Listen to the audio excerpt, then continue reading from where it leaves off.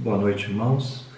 É com muita alegria que nós nos colocamos mais uma vez diante do Senhor nesta manhã de domingo para nos apresentarmos ao Senhor e diante da sua palavra na Escola Bíblica Dominical da Igreja Batista Bíblica em Joinville. É realmente muito bom estar com você, apesar das dificuldades que temos da quarentena, nós temos esta disponibilidade através da tecnologia. Então, eu queria agradecer por entrar na sua casa neste momento e pedir a Deus que nos abençoe nesta manhã da Escola Bíblica Dominical. Nós vamos fugir um pouquinho da nossa lição básica que estamos estudando, o livro dos Salmos. Mas agora nós vamos estudar uma lição avulsa por conta da Páscoa, neste período maravilhoso que nós podemos usar um outro tema, também falando da palavra de Deus. A Páscoa cristã. Esse é o tema de hoje, então eu queria pedir licença aos irmãos para interrompermos o estudo do livro de Salmos, mas a partir do mês que vem retomamos. A Páscoa cristã. É interessante como nós temos muitas versões para o sentido da Páscoa. O que é a Páscoa? Nesse slide você pode ver que Jesus Cristo é a nossa Páscoa. Jesus é a nossa Páscoa. A palavra de Deus nos diz em 1 Coríntios capítulo 5, versículo 7, porque Cristo, nossa Páscoa, foi sacrificado por nós. Vamos ter uma palavra de oração. Obrigado, Pai, pela oportunidade de estarmos juntos com o Senhor mais uma vez, com os nossos irmãos do outro lado da tela. Que o Senhor nos visite neste momento. Abra o nosso coração. Queremos te agradecer, meu Pai, porque um dia o Senhor mandou o Senhor Jesus Cristo a esta terra para vir aqui, conviver conosco, pregar a Tua palavra e depois oferecer a sua vida em sacrifício vivo, santo e agradável pelos nossos pecados. Ele morreu na cruz, derramou seu sangue inocente para que nós pudéssemos alcançar o perdão dos nossos pecados e nos reencontrarmos com o Senhor mais uma vez. Assim, pela fé, o Senhor nos fez filhos teus, ó Pai.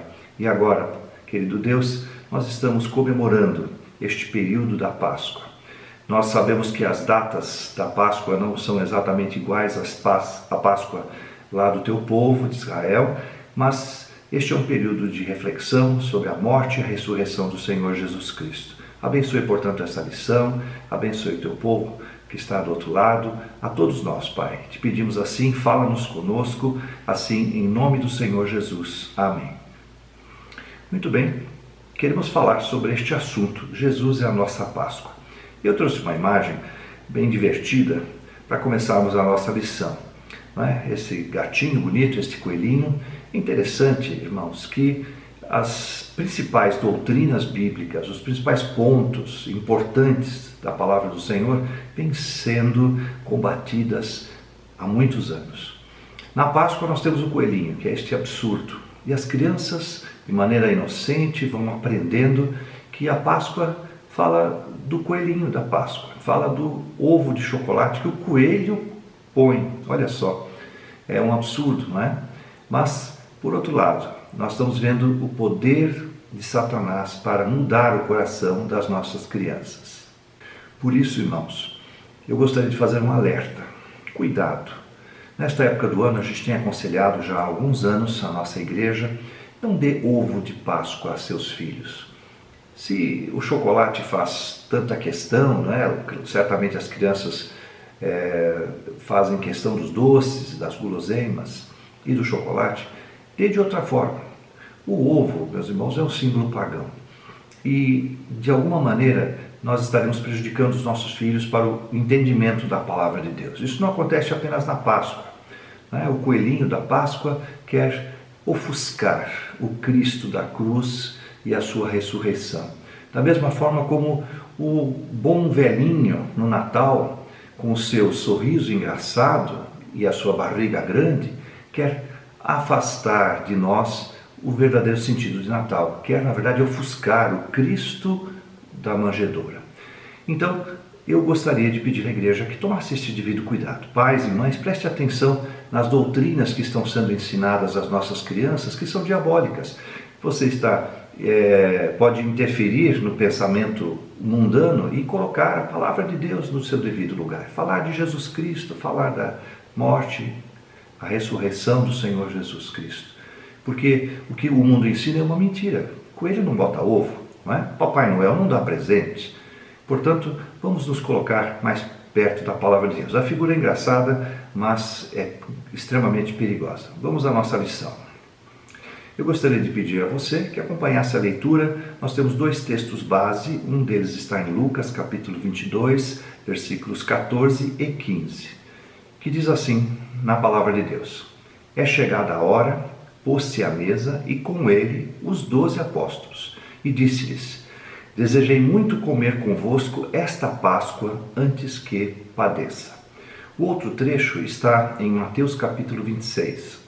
Diz assim a palavra de Deus: Enquanto comia, Jesus tomou o pão e, abençoando-o, partiu e o deu aos discípulos e disse: Tomai, comei, isto é meu corpo. E tomando o cálice e dando graças, deu-lhe dizendo: Bebei dele todos, porque isto é meu sangue, o sangue do Novo Testamento, que é derramado por muitos para a remissão dos pecados. E digo-vos que desde agora não beberei deste fruto da vide até aquele dia em que o beba de novo convosco no reino de meu Pai. E tendo cantado um hino, saíram para o Monte das Oliveiras.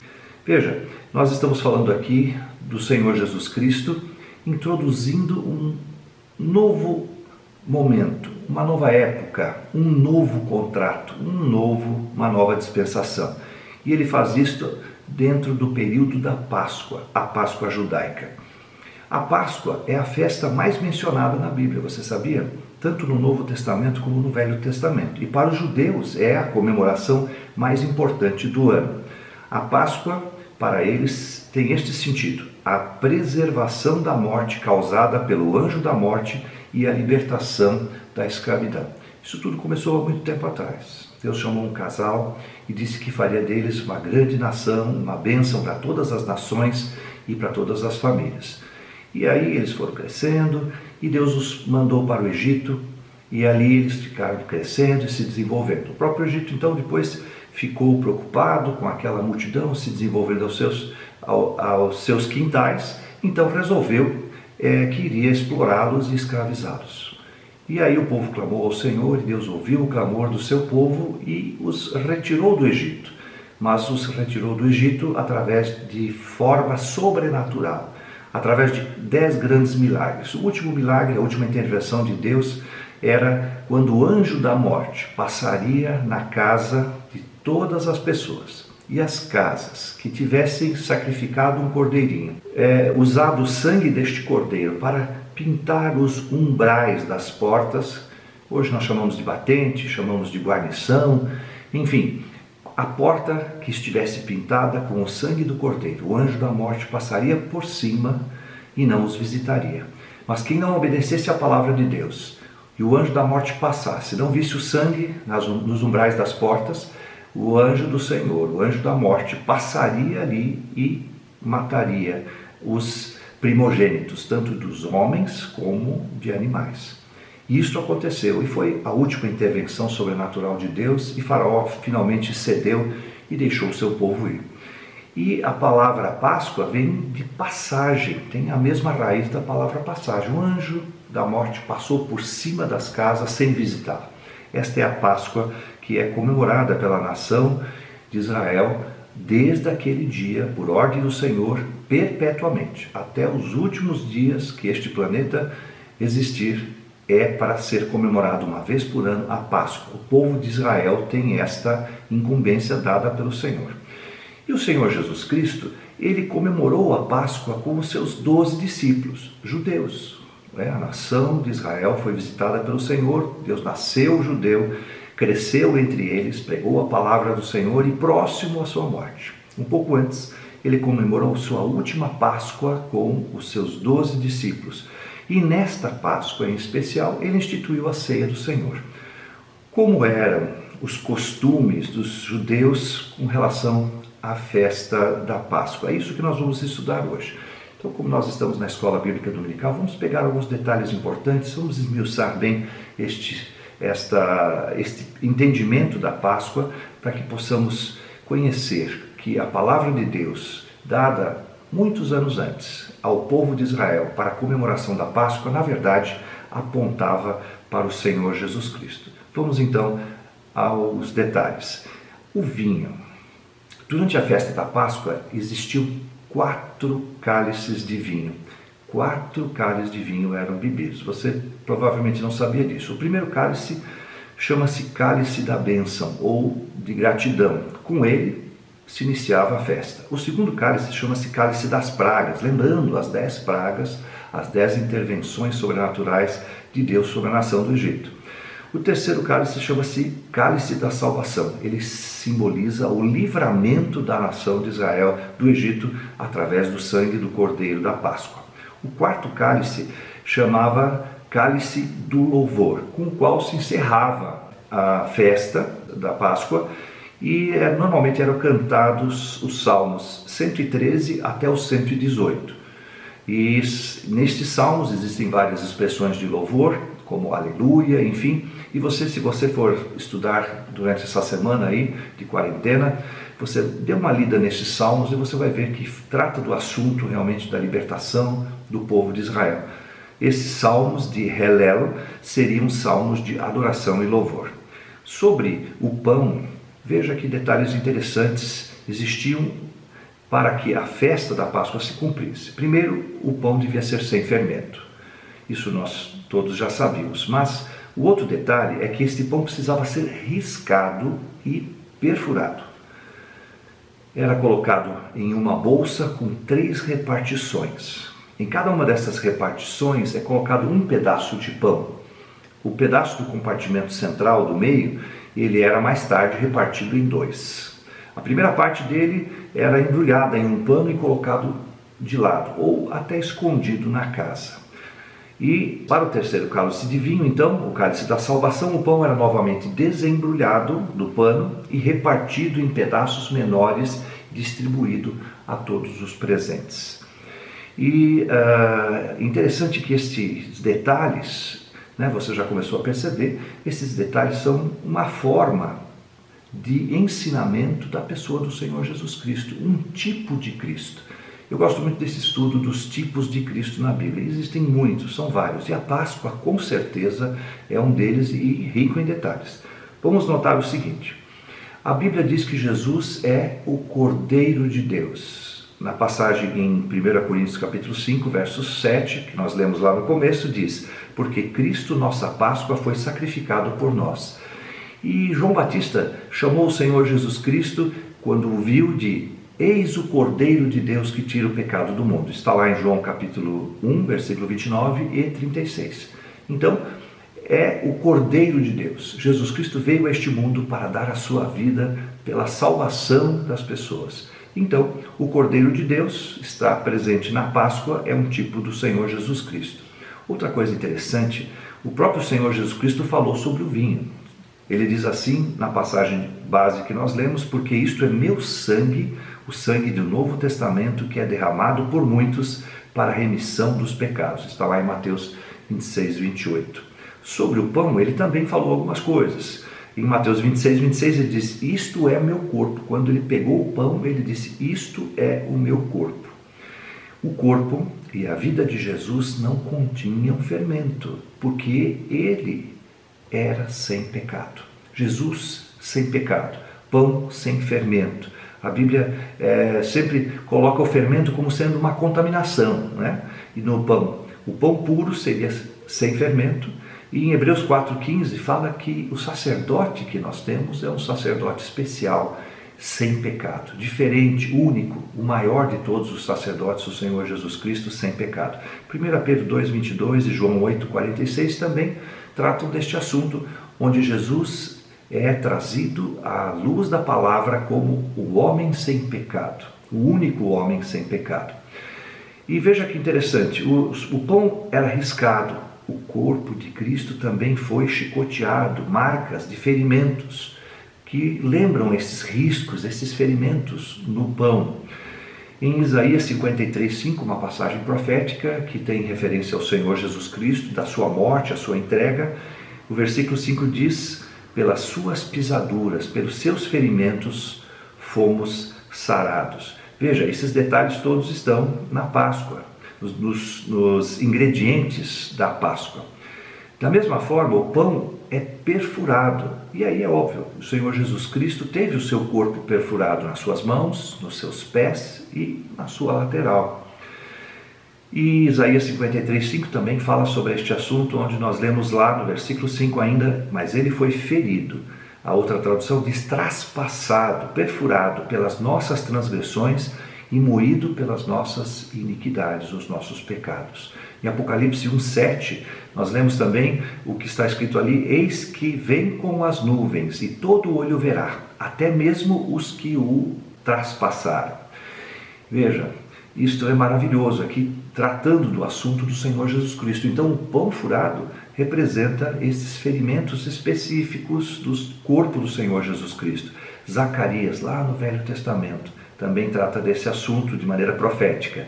E olharão para mim a quem traspassaram e o prantearão. Zacarias 12:10. Então, o furo no pão representa estes ferimentos específicos no corpo do Senhor Jesus Cristo. A bolsa, com 3 repartições, ficou claro também, parece bem óbvio, representa a Trindade Divina: Pai, Filho e Espírito Santo. As 3 divisões representam então a Trindade.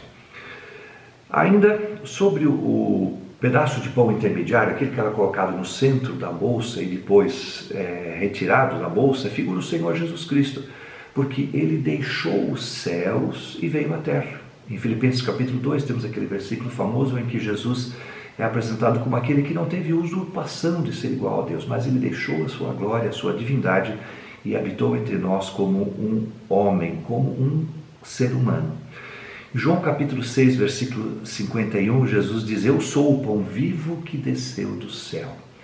O pedaço intermediário, então, que era retomado, lembra isto daí. Este pedaço era depois repartido. E o Senhor Jesus Cristo disse lá em 1 Coríntios capítulo 11, versículo 24, revelação do apóstolo Paulo, em que ele diz o seguinte: isto é meu corpo que é partido por vós, fazei isto em memória de mim. Este pedaço de pão, que em seguida era enrolado, escondido e depois trazido à volta, ele faz alusão ao sepultamento do Senhor Jesus Cristo. O Senhor Jesus Cristo foi envolto em panos, era um costume para o enterro de pessoas nobres. O Senhor Jesus Cristo foi enterrado num túmulo novo, um túmulo de pessoas ricas. Era emprestado este túmulo, mas ele foi envolto em panos. Isso está em João 19:40, que diz o seguinte: tomaram, pois, o corpo de Jesus e o envolveram em lençóis com as especiarias. Então veja, esse detalhe é importante no envolvimento com o pano. Não é coincidência, irmãos, isto é fato previsto por Deus. Ele estabeleceu os detalhes da festa judaica e estes detalhes apontam para a pessoa do Senhor Jesus Cristo. Não é maravilhoso? Finalmente, aquele pão que é retomado, partido em pedaços, cada um desses pedaços era distribuído igualmente aos participantes da cerimônia. Todos recebiam este pedaço. Este retomar do pão, deste pão que voltava para ser dividido, para ser distribuído a todos, representa a ressurreição do Senhor Jesus Cristo. Porque se Cristo tivesse apenas morrido e não ressuscitado, seria vã a nossa fé, como nós vamos ver mais para frente. E Atos 2:46 trata deste assunto. E a igreja, perseverando unânimes todos os dias no templo e partindo o pão em casa, comiam juntos com alegria e singeleza de coração. Então, o crente que crê tem parte no seu corpo. Este pedacinho distribuído representa uma participação no corpo de Cristo. Não apenas nos ferimentos, mas também no corpo de Cristo com a sua ressurreição. Estes detalhes são maravilhosos. Mas esta Páscoa ainda trata dos 4 cálices, só que apenas 2 desses cálices são mencionados no Novo Testamento, e ambos apenas no Evangelho de Lucas. O primeiro cálice de vinho, o cálice da bênção ou da gratidão, foi aquele que Jesus começou a ceia com ele.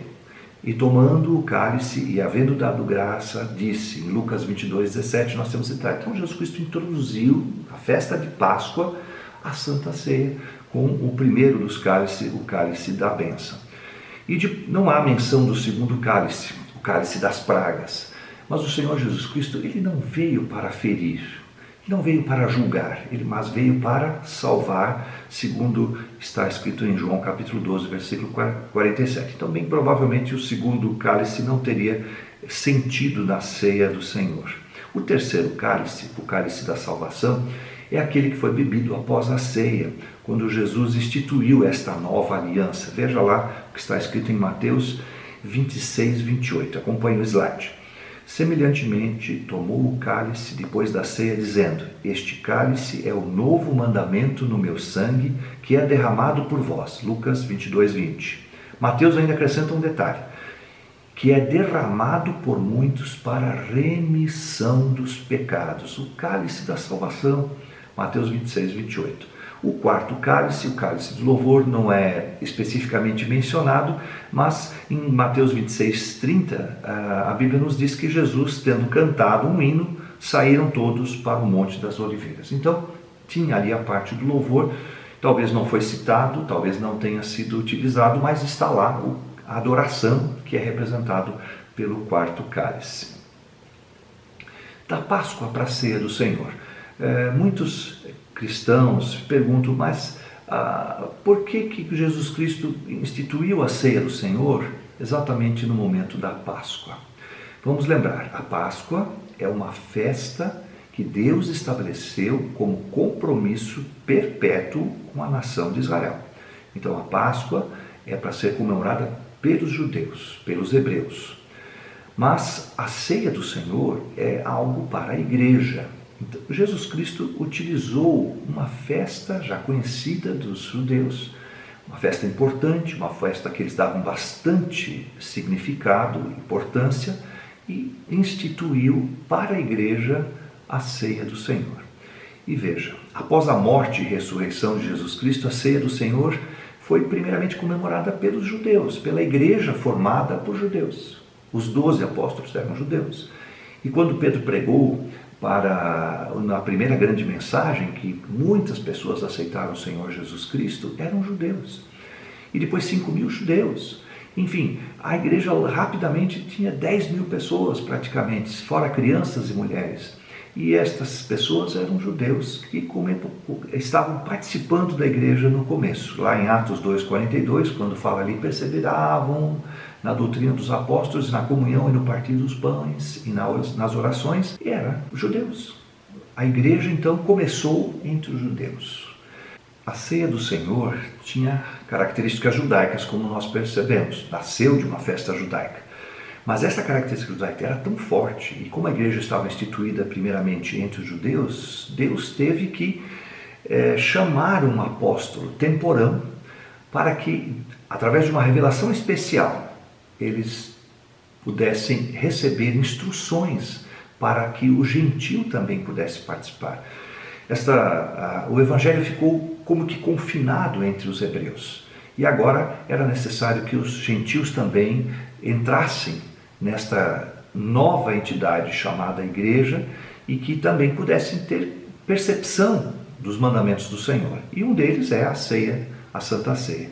Então o apóstolo Paulo precisou receber esta revelação especial e lá em 1 Coríntios capítulo 11 ele esclarece os detalhes. E veja como ele começa o versículo 23 dizendo: porque eu recebi do Senhor, foi uma revelação especial, o que também vos ensinei, que o Senhor Jesus, na noite que foi traído, tomou o pão.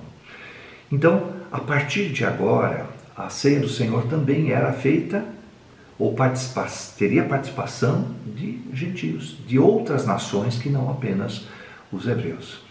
E isto é maravilhoso, irmãos, porque realmente a salvação é para todos. A salvação veio na nação de Israel, mas ela veio para todos os povos. O Senhor prometeu a Abraão que ele seria uma bênção para todas as nações da terra, para todas as famílias da terra. E no primeiro momento, em função de todas as circunstâncias políticas, ao sofrimento que a nação de Israel estava passando, no jugo dos romanos, eles confinaram o evangelho. Mas aqui então, através do apóstolo Paulo, ele foi aberto a todas as pessoas. Os gentios agora estão incluídos. E Deus os convidou especialmente. Esse convite feito através do apóstolo Paulo deve nos lisonjear, irmãos, porque Deus ama a nação de Israel. É uma nação escolhida, uma nação que já existia há milhares de anos, mas a partir de agora a igreja era constituída de judeus, mas também de todo aquele que crê no Senhor Jesus Cristo. E aí, então, ele também deveria participar da ceia do Senhor. Portanto, o apóstolo Paulo, que foi especialmente instituído, também nos deu o convite especial para a participação dos gentios na ceia do Senhor. E a igreja de Jesus Cristo começava a crescer entre outras nações. Veja aqui em Efésios 2,6 nós lemos o seguinte: a saber, que os gentios são co-herdeiros de um mesmo corpo e participantes da promessa em Cristo pelo Evangelho. Então, a partir da vinda do apóstolo Paulo, no grupo dos apóstolos, a igreja cresceu entre as outras nações. O apóstolo Paulo é o apóstolo temporão que veio depois, mas que veio para servir aos gentios a palavra do Senhor, a salvação. E a Santa Ceia, então, foi instituída por Jesus, que é a nossa Páscoa.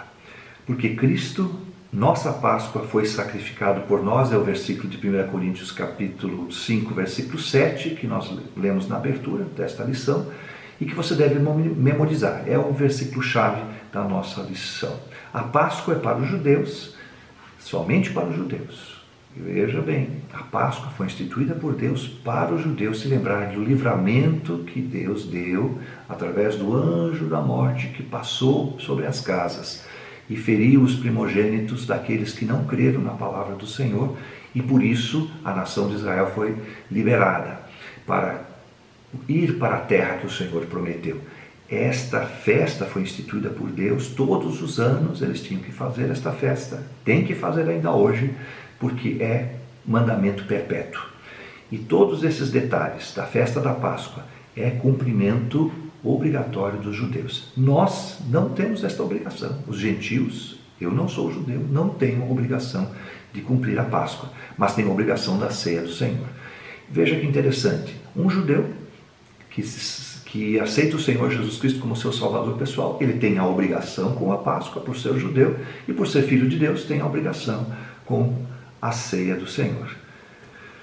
A Páscoa dos judeus foi consumada, isto é, concluída, é totalmente finalizada na pessoa do nosso Mestre e Salvador, o Senhor Jesus Cristo, quando ele foi crucificado na cruz. Quando Jesus Cristo derramou o seu sangue na cruz do Calvário, representado foi, primeiramente, anos antes, pelo cordeirinho que era sacrificado, que foi sacrificado lá na casa dos servos do Senhor para a libertação. Então a Páscoa, ela terminou o seu sentido na pessoa do Senhor Jesus Cristo. Mas como os judeus não aceitam o Senhor Jesus Cristo como nação, eles devem continuar, então, cumprindo a Páscoa até que Cristo volte. Muito mais, quando Jesus ressuscitou, a Páscoa completou o seu sentido, porque Cristo não apenas morreu na cruz, diferente do cordeirinho aquele, porque ele era sacrificado, o seu sangue era colocado nas portas e eles tinham que se alimentar daquele cordeirinho às pressas, com ervas amargas, representando o seu sofrimento, e ir embora. Porque logo que Faraó percebeu que seu filho faleceu, ele falou: vão embora. E aí então o povo de Israel foi liberto. Qual é a importância da ressurreição do Senhor Jesus Cristo nas nossas vidas, irmãos? Qual é a importância para a igreja? Qual é a importância para o ser humano? A importância é o fato de nós termos como alvo não apenas a morte do Senhor Jesus Cristo na nossa fé, mas também na sua ressurreição. A morte do Senhor Jesus Cristo foi importante. O sangue de Cristo lavou os nossos pecados, nos alcançou perdão, nos aproximou de Deus, mas é na ressurreição que Jesus deu prova que tem vitória sobre a morte. Ele venceu a morte. Ao terceiro dia, ele ressuscitou. Então devemos lembrar da sua morte na ceia do Senhor e devemos comemorar a ressurreição para todo sempre. Isto é muito importante. Em 1 Coríntios capítulo 5, versículo 7, nós temos uma outra informação importante, que vem lá da Páscoa e que trata do nosso viver diário. Veja só, 1 Coríntios capítulo 5, versículo 7 diz o seguinte: alimpai-vos, pois, do fermento velho, para que sejais uma nova massa, assim como estáis sem fermento, porque Cristo, vossa Páscoa, foi sacrificado por nós. Pelo que façamos festa, não com o fermento velho, nem com o fermento da maldade e da malícia, mas com o asmos ou ázimos da sinceridade e da verdade. E continua em 1 Coríntios capítulo 15, verso 17, continua dizendo o seguinte: se Cristo não ressuscitou, veja lá, é vã a vossa fé, e ainda permaneceis nos vossos pecados. E também os que dormiram em Cristo, isto é, os que estavam crendo no Senhor Jesus Cristo lá do passado, não é? E se esperamos em Cristo, só nesta vida somos os mais miseráveis de todos os homens. Esta é uma passagem forte. A salvação de todo aquele que crê na pessoa do Senhor Jesus Cristo depende de que creia na sua morte, na razão da sua morte, o objetivo do seu sangue e também na vitória da ressurreição. Isto é muito importante. Em Romanos capítulo 1, versículo 4, nós temos o seguinte: declarado Filho de Deus em poder, segundo o Espírito da santificação, pela ressurreição dos mortos, Jesus Cristo, nosso Senhor. A ressurreição é fundamental, ela é básica. Quantas vezes já nós não pregamos sobre os líderes cristãos do mundo presente, ou de todos os tempos? Todos os líderes, você vai ao túmulo deles, eles estão lá. O túmulo de todos os líderes cristãos estão ocupados. Existe um corpo lá dentro, existe corrupção. Mas o nosso Senhor Jesus Cristo, ele foi enterrado sim, mas não permaneceu lá. Pelo seu próprio poder ressuscitou e depois foi assunto aos céus. O único e verdadeiro Deus Todo-Poderoso morreu na cruz. O Senhor Jesus Cristo, Deus Todo-Poderoso, sustentador de todas as coisas, veio a esta terra, viveu entre nós, morreu na cruz, mas ressuscitou pelo seu próprio poder. Isto é maravilhoso. Romanos 4:25 diz: o qual por nossos pecados foi entregue e ressuscitou para a nossa justificação. A ressurreição do Senhor Jesus Cristo gera outros efeitos sobre a nossa salvação. Porque muitas coisas acontecem quando eu aceito o Senhor Jesus Cristo. Eu me torno salvo. Então a minha alma não vai mais para o inferno. Mas não apenas isso. O Senhor, nosso Deus, nos transforma em filhos dele. E também nós recebemos justificação, isto é, todos os pecados cometidos, eles são perdoados, esquecidos. Deus os lança nas profundezas do mar, para nunca mais se lembrar deles. E nós somos considerados santos já a partir do instante que nós depositamos a nossa fé no Senhor Jesus Cristo. Fé no seu sangue, fé na sua ressurreição, fé na sua palavra, fé no seu poder. Em Romanos 8:34 diz o seguinte: quem nos condenará? Falando da nossa justificação. Pois é Cristo quem morreu, ou antes, quem ressuscitou dentre os mortos, o qual está à direita de Deus e também intercede por nós. Além de todos os benefícios da salvação, nós temos ainda um advogado, um intercessor, que é Cristo Senhor. Ele ressuscitou para ficar à direita de Deus, e lá à direita de Deus, no lugar especial do trono celestial, ele está intercedendo por mim e por você, pelos nossos pecados ainda cometidos após a salvação, pelos nossos defeitos, pela nossa falta de fé, interferindo diante de Deus, para que nós possamos continuar sobre o seu perdão e continuar sobre a sua bênção. Romanos 10:9 diz o seguinte: a saber, se com a tua boca confessares ao Senhor Jesus e em teu coração creres que Deus o ressuscitou dos mortos, serás salvo. Isto é maravilhoso, amém?